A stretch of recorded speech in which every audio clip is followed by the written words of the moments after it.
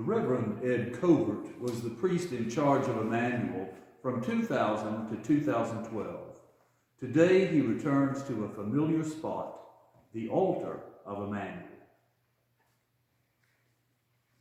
Hello everyone. It is indeed a familiar spot. I used to arrive about 7 o'clock for the 8 o'clock service every Sunday morning.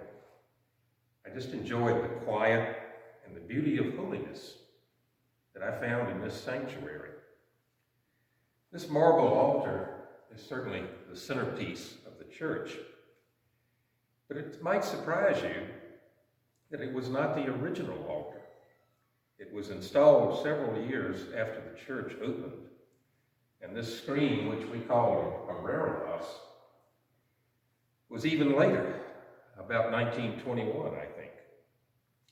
The story begins with an inscription that I found on one side of the altar.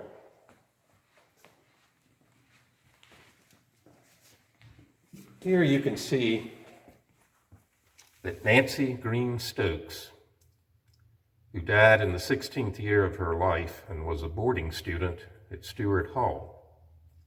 And it tells us that the altar was given in her memory.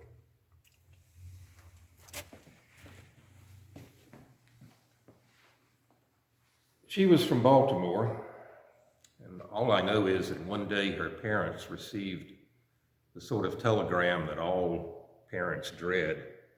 It just said, "Your daughter is critically ill, come at once." It was the time of the flu epidemic, but it could have been anything that we can vaccinate against now. But that was a pandemic that was far deadlier than what we are living through, and there were no vaccines to prevent it. Nancy died, and the grief-stricken parents commissioned this altar of beautiful sienna marble for the church where she began every day of school in chapel. But there's more to the story. A few years later, her mother died, Sue Green Stokes, who died in 1915. I'm sure that grief played a part in her death. Her husband commissioned the reredos to be made from the same marble.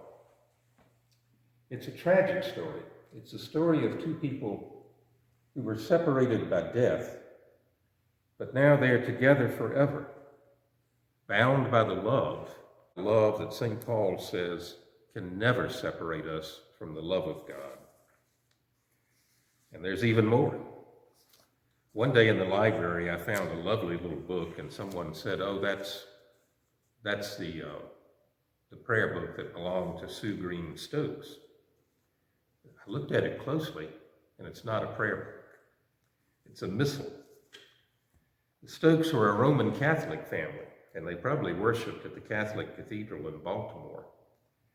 But they memorialized their family in this space, which is remarkable for that time. It says to me that Emmanuel has always been an inclusive and a welcoming community. It still is. When I stood before this altar every Sunday, I always felt a sort of chill, and I knew I was not alone. You see, sacred buildings, have a deep and a mysterious language. Let it speak to you.